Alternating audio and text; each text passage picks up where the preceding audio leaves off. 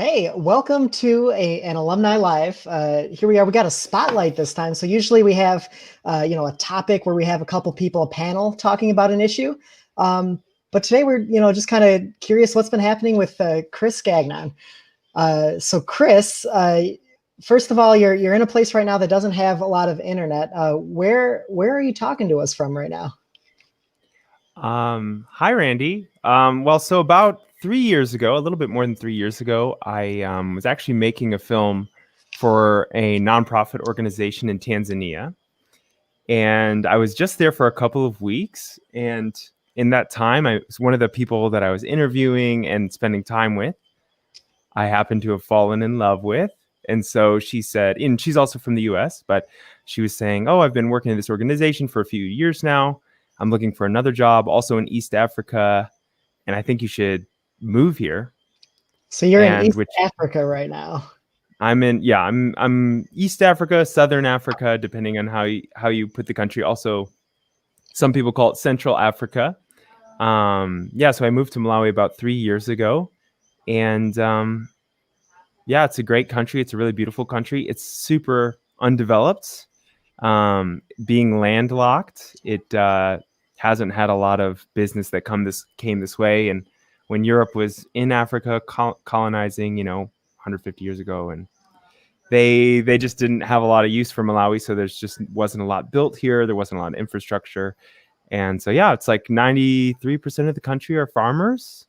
My wife works with farmers, and I'm here and figuring out what making videos here is like. So it's been a really nice 3 years.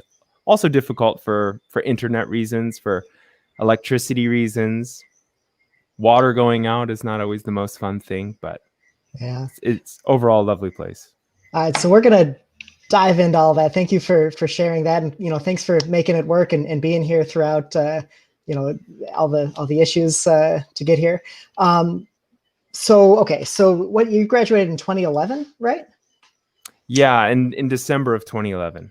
All right. So last I remembered, and one of the reasons I really wanted to talk to you is you had been one of the students that I really liked, watching your films, especially like as we got to the showcases, right? Like you would always put up like really heartfelt, really unique films.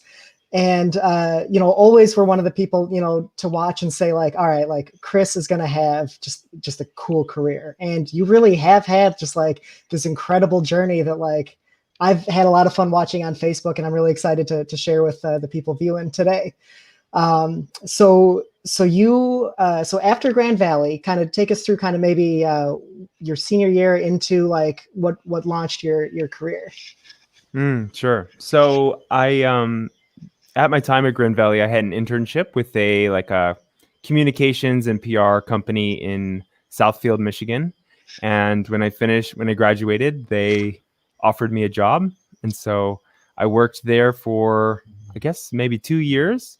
And that was like a run and gun. Like you wake up, you go to a shoot, you come back, you edit it in the afternoon, and then you post it to their social media account, like either that evening or the next morning. So it was like every day making films. And that was just for, at the time, this is 2012, 2013.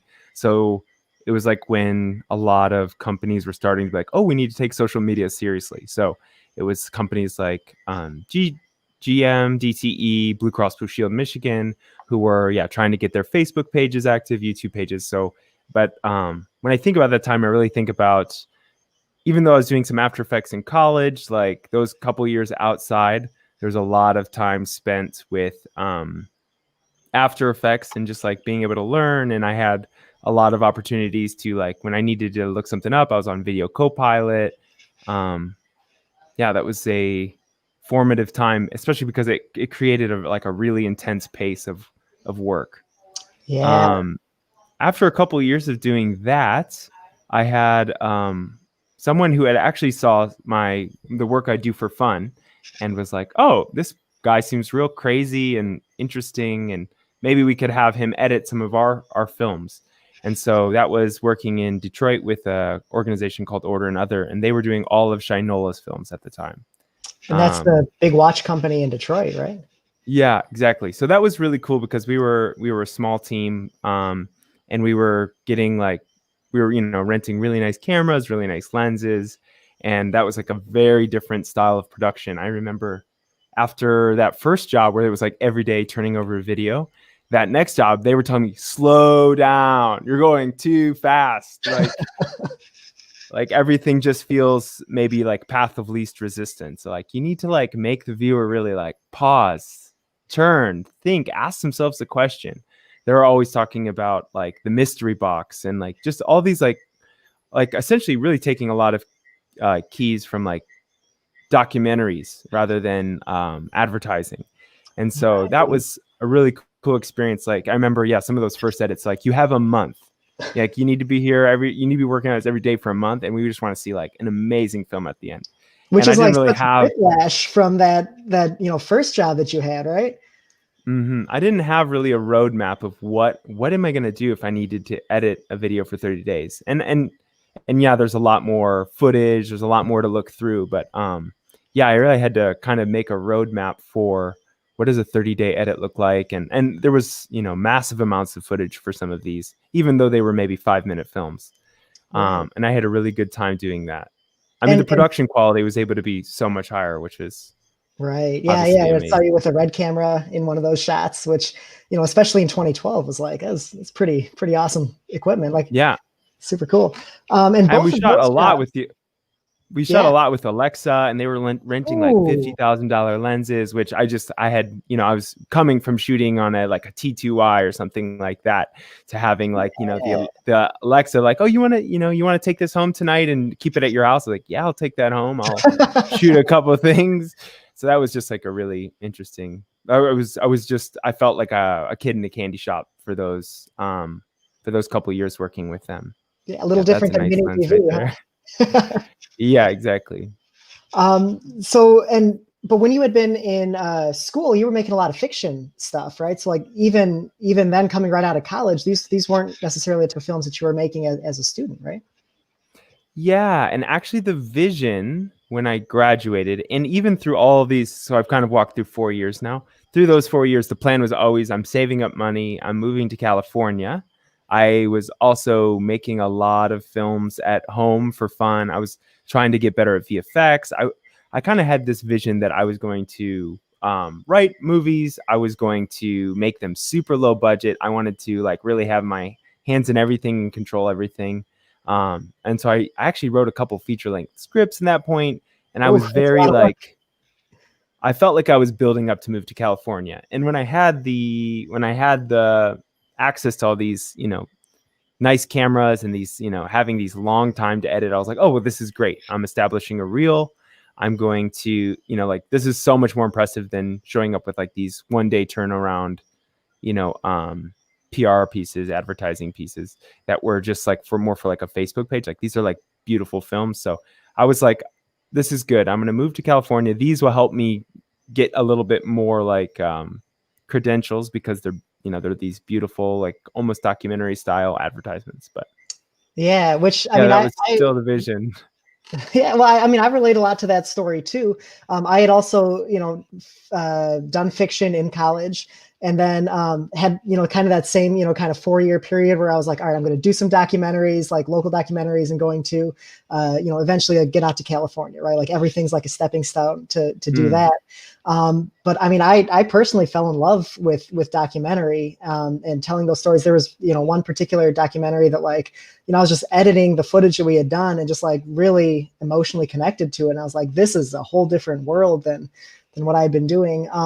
Did you feel some of that love for documentary yourself, or were you still kind of like grinding to get through it, throughout those 4 years?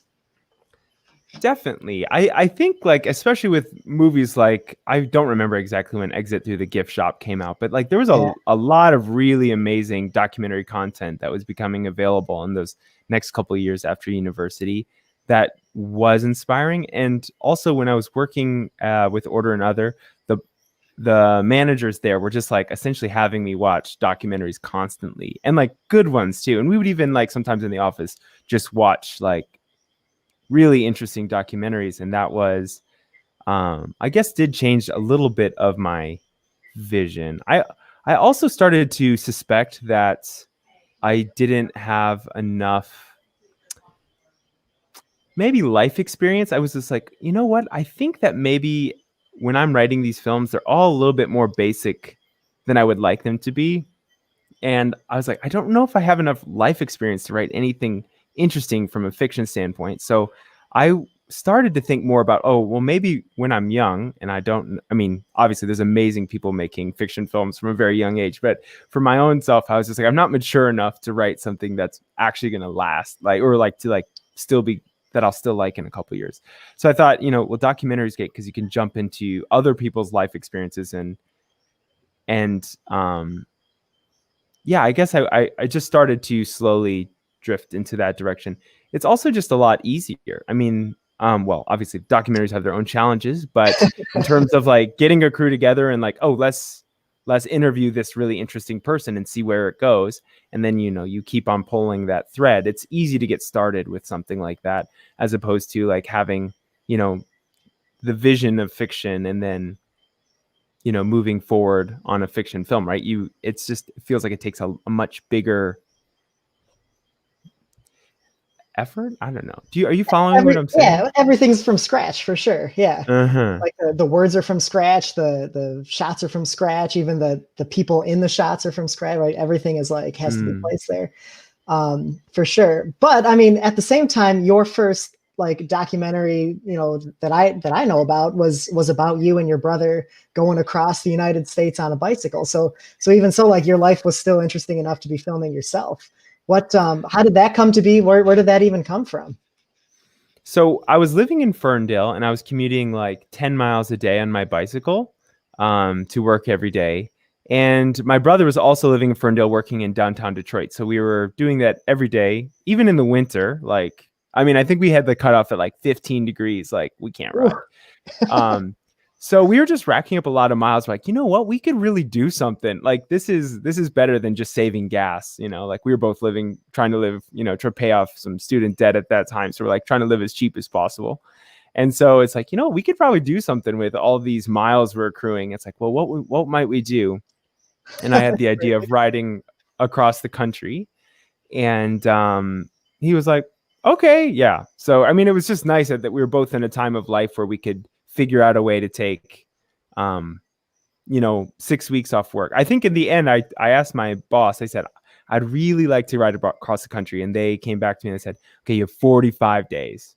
And I was reading all these blogs about it. And it's like, we did it in 90 days. We did it in 80 days, 70 days, And I was just like, 45. But so that broke down and it ended up breaking down to almost 100 miles a day. So yeah, we made a feature-length documentary about it too. So it's like if you can imagine, like 110 degrees, like we're on our second day. It's like, John, we need to go 95 miles today. And we're at like 40 miles. It's so hot. And we're just like going straight up the mountains. You leave the ocean, it's almost immediately up in California. And we're dying. And I'm like, hey, hold on. Let me get the camera out. I need to get some shots. He was just like, no, I'm not stopping. So yeah, it was sometimes, I mean, because also, like I have this tiny travel tripod. Like it was a bear. And actually, even on the third day, I said, let's Google where the closest airport is. Let's tell everyone that it's over. And like we failed. And that was something we were seriously considering. Honestly, we were probably saved by the fact that we decided to raise some money for a charity. So we had like people who had donated in like $18,000. So it was like, no, you can't actually just go to the airport and fly home. So yeah, we just started having to pick up more and more miles. And by the time we got to Kansas, I feel like we had really hit our stride and we had a number of, days over 100 miles in a row. Man, it was brutal though. There was like no days off. It was what is the title of your documentary? It's called How to Ride a Bicycle Across the USA. How to, huh? You're going to give us some good tips? Yeah, no, there's a lot of tips in there because I would really recommend it to anybody who's maybe interested. I would say don't do it in 45 days. Figure out a way to get 2 months off, because there were so many things, so many opportunities, like where people would invite us into their home and like, oh, let me show you around my small town, that we just had to say no to. And it was honestly heartbreaking. I mean, that would have been amazing too for I guess that would have been a different style of documentary. The style we have is very much about it's about the experience of seeing so much of the country in such a short period of time. And it is about the people we met as well. There's some, like in Colorado, being like way up in the mountains and meeting a prospector that looks exactly like the guy from, Toy Story 2. There's like the old prospector with the spitting image of that man, and he talked the same way. It was just like, like, or just meeting characters and people inviting us into their homes, feeding us. Like, it was just an amazing way to see the country. Yeah. So, I mean, where did you stay? I mean, so going from West Coast to East Coast, that's a lot of nights. You said 45 days. Where do you stay all those nights? Where do you charge your batteries? Where do you dump your footage? Yeah. So I brought a lot of batteries. At the time, I was still shooting on, what did I bring? I brought a T3i. And so I just really loaded up on batteries because I knew that charging was being an issue. We did have a solar panel, but that ended up not being fast enough to really charge camera batteries.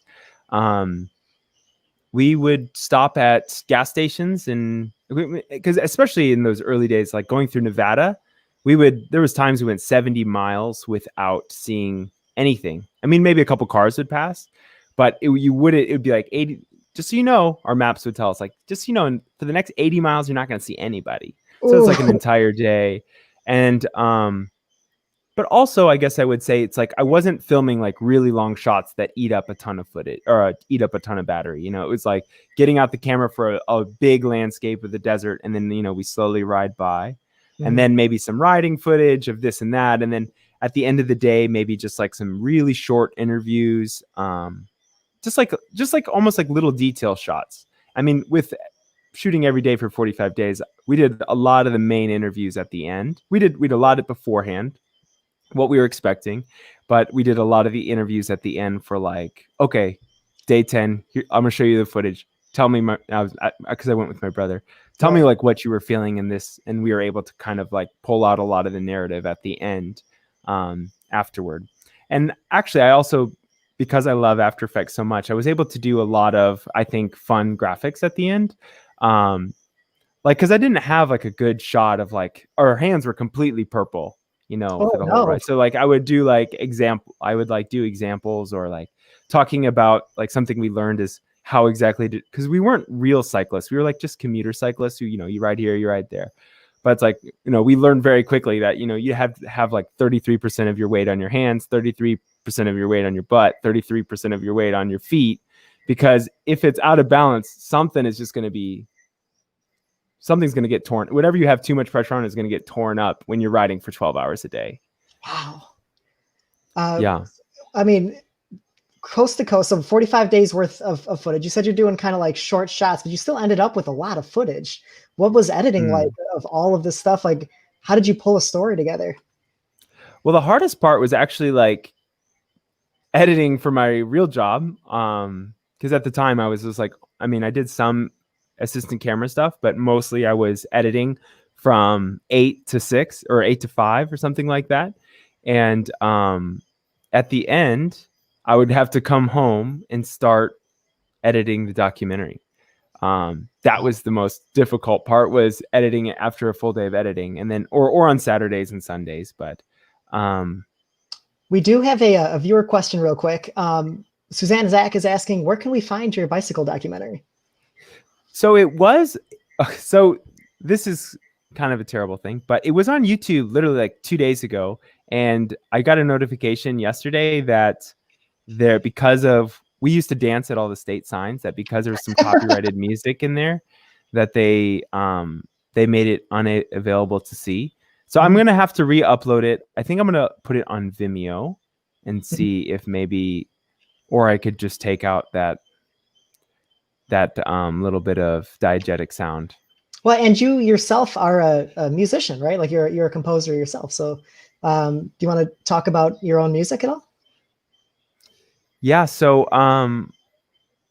my relationship with music has been it's especially as I think a lot of people go through this as a musician. Maybe you love it as a teenager, and then in college you usually have a lot of other people with time on their hands, and you can make things with in a community that's not too difficult to put together. And then when you graduate, and maybe people start having less free time, as they have, either 9 to 5s or they have children or whatever.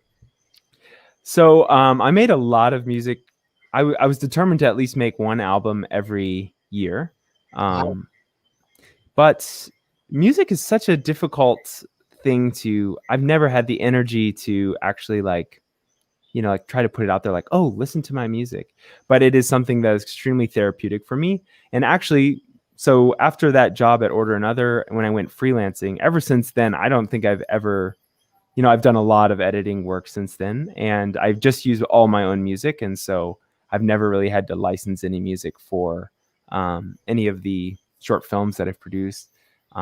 Yeah. And that's one of the great things about moving. So I had, my freelance, I was busy. I had a lot of clients. I was working 7 days a week when I was, those last couple of years in Detroit. And then I moved here and I essentially lost all of those clients, which was a really difficult decision, but I was very certain about my partner. And so when I was moving here, I knew that I was making the right decision, but there was obviously some difficulties there with who am I? If this is who I am. I've been editing, I've been spending my time whoops, that's my glass of water. I've been shooting, videos for, all these people. Now I'm here. What am I going to do? Right. And it really kind of opened me up to music in a new way, because when I don't have any work, I've been making music. I've been filming myself making music. So instead of doing music video, I'm doing like production videos. And so I've been doing one of those. Well, I guess I've done about 30 this year, which is a pretty intense schedule it's usually on Sunday, I will come up with an idea for a song. On Monday, I'll let it just percolate a little bit. Tuesday, I'll pull out the gear. Even actually, this wall of plants behind me was because earlier today I needed like a background for recording the synth part, and I thought, oh, I'll build a wall of plants. They're not usually all just along the wall here, but so yeah, Tuesdays. I'm 1 day ahead of schedule this week. Tuesdays, I'm usually recording a lot of the parts. Wednesday editing, Thursday editing, and then on Friday and Saturday I'll show it to a couple friends, see what they think, and Sunday I post, which has been a really different way to approach music, as opposed to like when you're just looking at a DAW screen, a digital audio workstation, and being like, okay, where do I start? What do I do? Thinking about it, it's like, okay, I'm going to film everything, I'm going to record. And so it's been just a different way to approach it. And I'm happy to kind of fuse the two things I love most, music production and video production. And Sure. with something so kind of not for anybody else except for me, I've really been able to go kind of crazy with animation in those and just doing silly design things, which I think silly's my aesthetic. I love anything that makes me feel like a kid again. Yeah, well, and I think that's such an important lesson too. I personally have not moved to Malawi, but here we have been, hit by the pandemic, and so Mm-hmm. For me, I had kind of that moment of who am I without work? For 3 months right after everything got shut down, I'd come right off of doing some crazy TV shows that just had me working around the clock. And so like digging inside and being like, well, why do I make art? What am I even making art about? Who am I? I think is like, that's pretty important. And, when you're just grinding towards something, it just seems like, the next step is the whole reason to do it. But not necessarily, maybe there's not, that much wisdom in there. So I'm really glad you had that opportunity to learn about yourself there. How did you even get to that point where you're moving out to Malawi and dropping those clients? So you came back from riding across the country, you got your purple hands, you got 800 hours of footage to cut. What got you, like, what happened next? Well, I got a little bit of a reputation amongst my friends as someone who does crazy things, because I had also actually, when I was at Grand Valley, I rode my skateboard across Michigan, which is like 250 miles. And then I had done this trip. I had tried to ride my bicycle across the UP also when I was at Grand Valley. and that failed. So that was my first bicycle tour. I had never even heard of a bicycle tour. I was lamenting the last days of summer and decided I was going to ride across the UP. So there was a couple of these little experiments. And then after the riding the bicycle across the country, so people had kind of known I was into crazy things. And I had a friend of a friend who was like, I'm going to spend a year down in Latin America backpacking. And I'd like to not go alone. Like, would you like to come with me? And I had never met this guy, but I said, okay. And that would be 2005. And so that was kind of the beginning. So this is even before college. You backpacked across. Oh, I'm sorry. I'm so sorry. 2015. 2015. Okay, gotcha. So this is okay. So yeah. So this is after those jobs. I had been freelancing for 6 months, and it was way more. I had way more work than I had expected. So I was like, oh, actually, I don't have that much responsibility. I don't have my rent is, my lease for the house I was renting was coming to an end. And I said, okay, I'm going to do it. So I did. I ended up only doing 9 months backpacking around Latin America because my brother got married and I came home for that. Wow. But is this actually where the guy and I, we flew down to Guatemala, and I think we spent maybe 3 days together. And then I was just like, I think I'm going to go do my own thing. Wow. He was like, yeah, me too. Not that we had any disagreements or anything, but I had just realized that it was maybe a little bit more of I don't know. I just wanted to maybe spend some time on my own, which was, I think, a pretty unique experience. We do have this picture of you in Latin America up on some rocks, right? You're just kind of all alone. Did you see many other people as you were backpacking across Latin America? What was that experience? Who did you talk to? Who did you speak any, what do they speak in Latin America? So yeah, I spoke Spanish. Not like incredibly fluent, but I had enough from speaking like 5 or 6 years between high school and Grand Valley.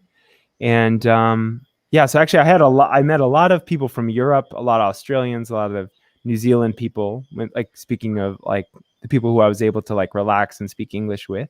And so, I made a number of friends. I had actually ended up spending a lot of time with this guy from New Zealand. And I think we traveled essentially on and off, like we'd meet up in different towns, but we spent a lot of time together between Nicaragua and even all the way down to Colombia.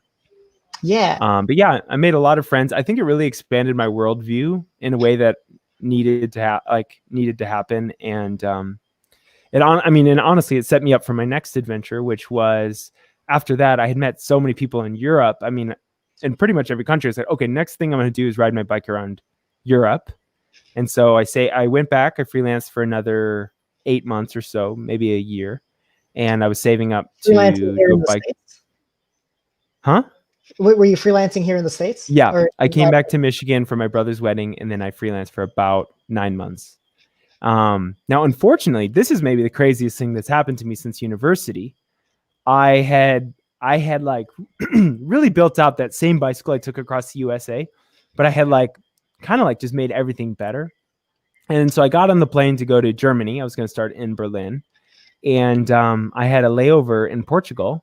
When I got off the plane, I didn't have my passport, and to this day I don't know what happened. But so that's not a good thing to lose. I went to the passport control. It was just a layover for like an hour and a half. And they're like, oh, you don't have your passport. That's a crime in this country. I'm like, well, it's probably just on the plane. Like, it's probably just in the seat back, or it's probably just was underneath my butt. I was sleeping when the plane landed, So I was like, they're like, oh, well, we're going to check the plane. But I don't think they did. And the guy who I had at the police station is like, I hate Americans. I hate them so much. Oh, no. And he's like, it's my lucky day because the American embassy is on holiday today. I don't know why or what. It was some sort of Portuguese holiday. And so he said, I'm going to put you in a really nice hotel. He sends me to jail. Wow. Oh, it was terrible. And no one spoke English. I had no idea what was happening. I had all these plans for like what I was going to be doing in Berlin. I was ready to go to the theater. I had like really specced out everything I wanted to do. Yeah. And I was in jail, and no one would tell me what was exactly going on. The guy who managed the jail did speak a little English, and he came in and he's like, I've been running this place for 11 years and never has there been an American in here. This is for people they find on the streets who maybe were selling drugs and their visa has expired and they stay in here until I forget exactly what the procedure was. And then they get sent back to their home country after 90 days if XYZ paperwork hasn't been done. So I was in there for a little bit over 2 days and I was just like sleeping on this floor. It was so hot. They were giving us one tiny water bottle a day. It was traumatic. It was honestly, it was traumatic. Like I had some serious, like, I still have fear about police in a way that I've never had before, which I mean, I'm like the most privileged person in the world. And it's like, but man, I see a police officer now. I'm like, real. It was because I just felt so absolutely no control. So they ended up putting me on a plane, not telling me anything. Like they'd taken my belt off so I didn't hang myself, like just all these weird things. They put me on a plane and they sent me back to I just arrived in Boston, had no information what was going on. They'd taken all my things. And when I got to the passport control there, some guy just like appeared out of nowhere and was like, here's this guy's things. And they searched it. And I just was like 1 a.m. in Boston. And it's like, now what? So I got a plane ticket back to Detroit. And I knew that I was going to be absolutely traumatized. And I was maybe never going to get on a plane again. So I bought a plane ticket for 2 days later. And I didn't even have a passport. Oh, wow. So then I went to emergency passport control and said, hey, I have a plane ticket for 2 days from now. So I need a passport, emergency passport tomorrow. And they provided that, which is, I can't believe I did that. What a bold move. And I got on a plane just 2 days later back to Berlin, but they didn't have room for my bicycle. So I bought that. The bicycle you saw in that picture is like an old, I mean, it was probably from the early 90s, a women's bicycle that I could find for 50 euro. And the gears broke on the first day. And the whole bicycle trip across Europe was just, it's just like watching something fail very slowly. The gears broke on the first day. Like, no, I mean, Germany, I was trying to learn some German, but like nobody spoke English in the middle of the country at all. So I was like sleeping under not rocks. I was sleeping under like, pine trees. I was just trying to find, and everyone in Germany, they take the rules very seriously. So I was like pretty, sleeping in some uncomfortable places where I was like, I hope I don't go back to jail. Right. Yeah. Are these, so in Latin America and in Europe, are you making videos during this, or is this all just for yourself? In Latin America, I had the intention of making videos. I had pretty much after college, I had always had a camera in my hand or around my neck. And I think in Latin America kind of made me start to be a little bit less so like holding on to every moment and like need to film this, because like I ended up somehow my camera got smashed, and then my laptop, someone spilled a rum and coke on my laptop, and like so just like, and then my Kindle broke. Like it was just like all, by the end I felt like I was like a monk. Like I had like, it's like I've given up all electronics, but I came back so enthused. And actually the first 5 days I was back, I made, I think my favorite music I've ever made. Like, and that day I was just like on a mission, and I was like, oh, okay. So I don't always have to be the guy capturing everything all the time.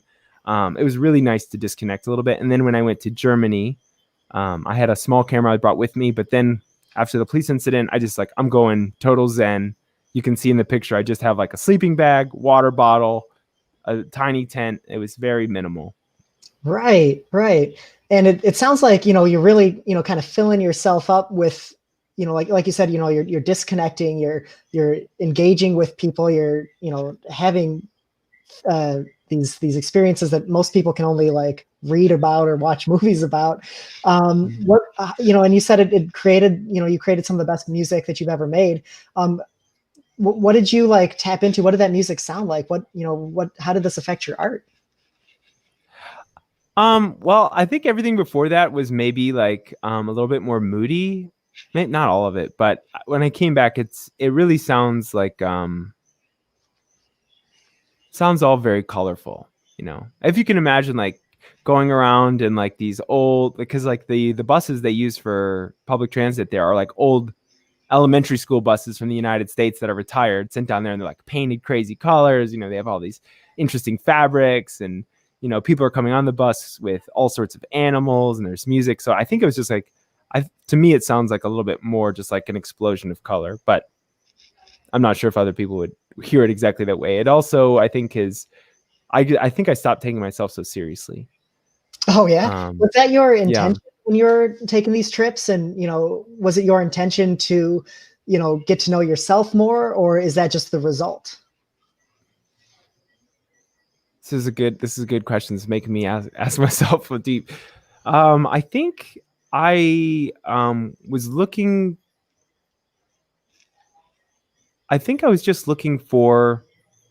I don't know what I was looking for actually. I think I'd have to think about that. Certainly, I don't know.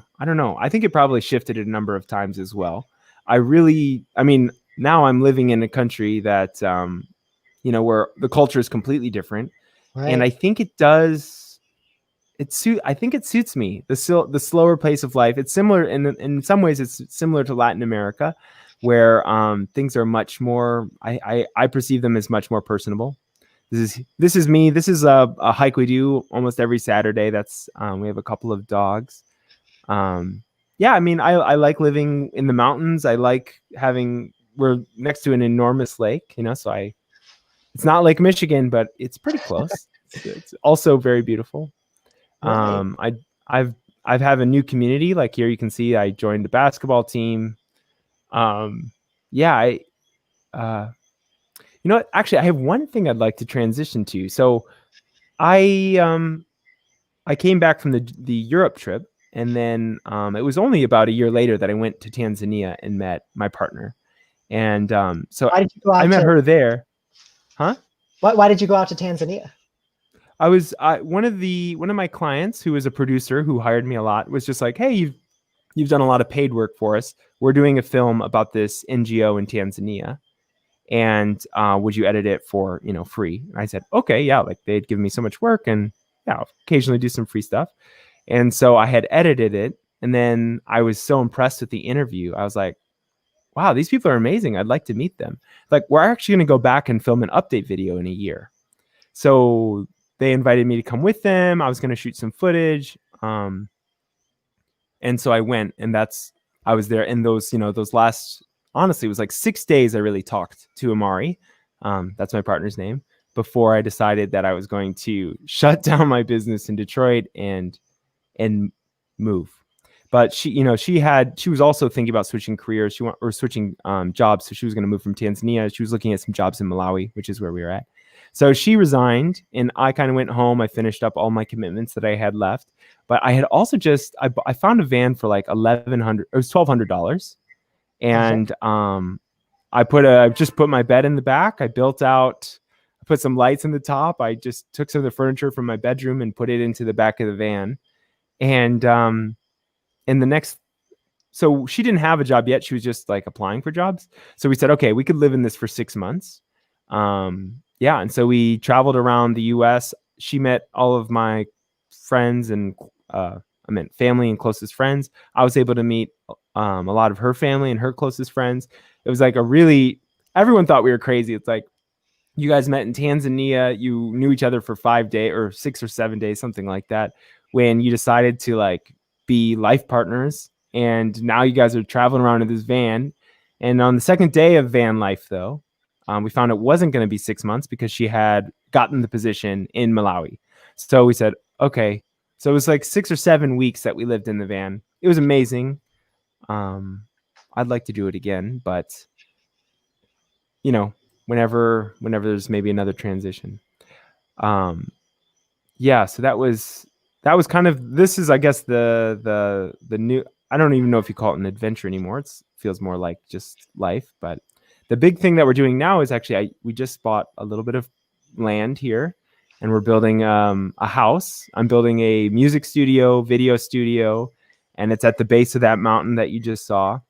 And yeah, we're starting a farm because in the last year, I think all of us have become a little bit more aware of climate change, and I've been thinking a lot more about what I'm consuming. And I have the luxury here that I'm buying a lot of things without plastic, like being able to go to a spice shop and be able to buy all my beans or my rice, all my spices. And yeah, so we started thinking about, well, what's the next natural step? And it was like, well, what if we grew our own food? and that's kind of the direction we're going in. And I'm thinking that also that's a pretty good well for like in terms of like making films is like if we're gonna have a farm, I'm gonna be learning a lot. I've been learning a lot about farming this year, going into farming, but like I don't want to lose like the idea, like the video aspect. Like there's a lot to share here. Like what can we learn about growing our own food, and how can that affect maybe give our friends the information or skills that they need to maybe live a little bit more sustainably. Yeah, absolutely. And it sounds like art, has either, been woven through all of this or, has gotten you to, the next step, whether it's, taking the video out to Tanzania or, trying to make a video across the United States. How do you see the stuff that you learned at Grand Valley as, how did it prepare you, or, are there things that you wish you had known at Grand Valley? Well, I guess the first thing would be in the same way that Latin America, like that backpacking trip there, really kind of expanded my worldview. I would say the same thing happened at Grand Valley, especially in those first couple of years. Really made me challenge some of the things that I thought I knew as like the big mature 18-year-old that I was. After that, I'm really thankful for a lot of the classes. The class that most takes me, like reminds me of like still like I still hear Kim Roberts' voice in my head from film, video, art, because I just remember at the beginning she's like, you just have to learn something new this week and make a film. This is how I remember it, at least. Learn something new and make a film using that knowledge. I feel like that's still what I'm doing with like these beat videos that I'm doing every week, and I just remember so appreciating the structure of that, but also the freedom of it. And I think that was everyone maybe has a little bit of a different recipe to get the creative juices flowing, but I noticed at that time that was really effective for me, and I still try to kind of recreate that that scenario in my head. Yeah, sure sounds like you're learning new stuff just about every day out there, huh? Do you have any like collaborators that you're working with? So you said you're like building a music studio. Your website is of course up there if people want to see some of the work you've done. What like who are you collaborating with out there, and is it just going to be you in the studio or other people, or what is the music scene like in Malawi?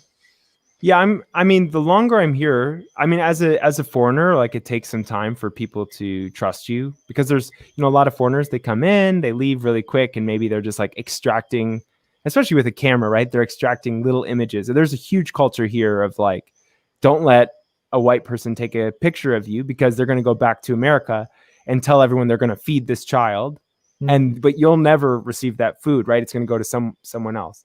So it's really about building community first, and as I have a community here of friends and people who are essentially family to me, I've been pulling them into the videos, and in even more now than ever, people are knocking at the gate and being like, let's collaborate.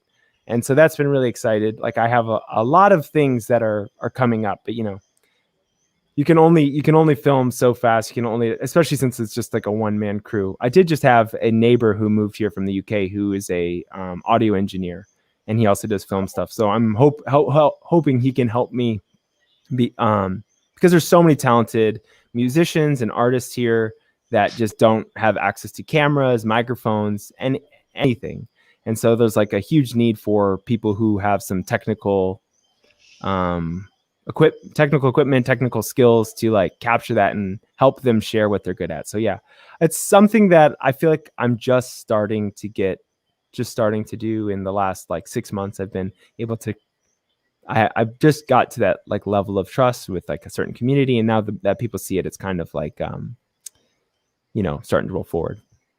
And like doing karaoke in the community. I'm the first karaoke DJ in town. So like, like people start to know you from just like doing other things like, karaoke DJ. People come up, they sing. I've heard some amazing singers. I'm like, we got to get you on a track. So yeah, it's been really great. And just also people who aren't artists, just neighbors, they come over and I'll ask them to like sing something, or like, if you had to write a song, what would it be about? And like, there's some things like that coming up as well. Yeah, really giving that platform. That sounds like just what a great life. Do you have any words you want to say to current students, or something that you wish? I mean, obviously now you've traveled many many miles. You've had a lot of experiences that like I said, most people won't even uh, be able to experience or read about. What would you have told your college self? No, this is very just like finance based, but I would say that editing was, I just felt like there's always editing work. People always like, oh, and obviously not a lot of it's not glamorous. It's just like, oh, we shot all this terrible footage. Now we need someone to go through, 10 hours of terrible footage and put together a 5-minute video. But I just feel like there's always editing work if you are putting yourself out there and editing things. And when I went freelance, I enjoy pretty much all aspects of filmmaking, but editing was what I chose just because I was trying to play it safe, and it made me feel a little bit more comfortable. Like, oh, I think I'll be able to pay the rent with this. And yeah, I think that's true. I think that there's a lot of things that need to be edited out there, and I think that it felt like job security going into editing for me. Yeah, well, it's certainly The other thing I just say is After Effects. After Effects is just the playground, every day's playground. I love After Effects so much, and it's getting slow right now. I don't know if you were in After Effects, but some of the more recent updates are slow. But I just can't leave it because it's such a wonderful playground.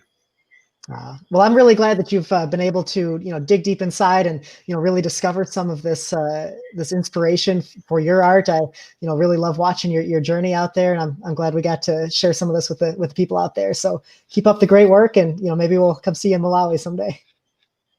Thanks, Randy. It's been nice to catch up. Yeah, thanks for listening to me. Thanks for being here. And of course, we'll be back here for Alumni Lives just about every month. So, follow us on there on the Facebook and the YouTube. Thanks so much, Chris. All right. Thanks.